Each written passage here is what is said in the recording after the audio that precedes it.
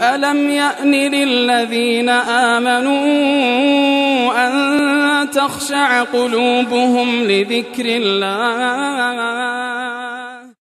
أعوذ بالله من الشيطان الرجيم.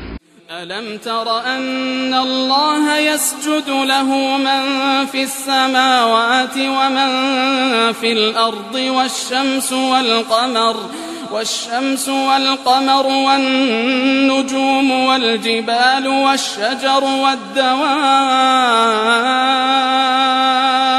وكثير من